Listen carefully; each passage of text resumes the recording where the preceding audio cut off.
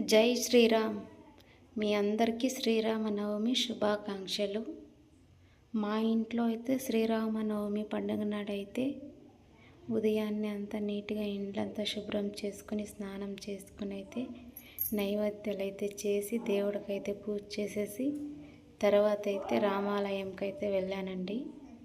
చూడండి దేవుడైతే ఎంత చక్కగా ఉన్నాడు అక్కడ. ఆ పక్కనే అయితే ఆంజనేయ స్వామి టెంపుల్ కూడా ఉంది. అక్కడ కూడా వెళ్ళి దర్శనం అయితే చేసుకున్నాను. రెండు దేవుళ్ళు దర్శనం అయ్యాక ఇక్కడ ఒక అరేంజ్మెంట్ అయితే చేసినారు. ఇక్కడైతే చాలా బాగుండింది. దేవుళ్ళు అయితే చూడండి పాలరాతి శిల్పాల్లో అయితే మనకు దర్శనమిస్తారు. శ్రీరాముడు, తర్వాత లక్ష్మణుడు, సీతాదేవి, ఆంజనేయ స్వామి వీళ్ళంతా అయితే మనకి పాలరాతి శిల్పాలతో అయితే దర్శనమిస్తారు.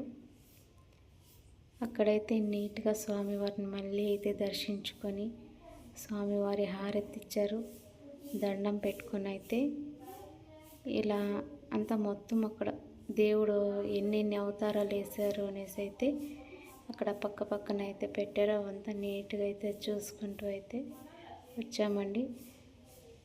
దేవుడు ఆశీస్సులు అందరిపైన ఉండాలని మనస్ఫూర్తిగా అయితే కోరుకుంటాను. ఇక్కడైతే వెంకటరమణ స్వామి అయితే ఉన్నారు. వెంకటరమణ స్వామికి అయితే దండం పెట్టుకొని తర్వాత ముందుకైతే ఇంకా కొంచెం ముందుకైతే వెళ్తే అక్కడ ఒక అమ్మవారు అయితే ఉన్నారు. అమ్మవారి పేరు అయితే నాకు తెలియదు. అక్కడ అమ్మవారికి అయితే దర్శనం చేసుకొని ఇక్కడేనండి అమ్మవారి విగ్రహం చూసుకొని అయితే అలా దేవుడి దర్శనం అయితే బాగా అయింది. ఇంటికైతే వచ్చేసామండి. ఈ వీడియో నచ్చితే లైక్, షేర్ అండ్ సబ్స్క్రైబ్ చేసి సపోర్ట్ చేయండి. మీ సపోర్ట్ నాకు చాలా అవసరం. ఓకేనా అండి. మన ముందు ఛానల్ ఉండింది, అది ఇప్పుడైతే ఆ ఛానల్ రావడం లేదు. ఇది కొత్తగా అయితే శ్రీరామనవమి నాడే స్టార్ట్ చేశాను. Please support, subscribe, like, share and comment.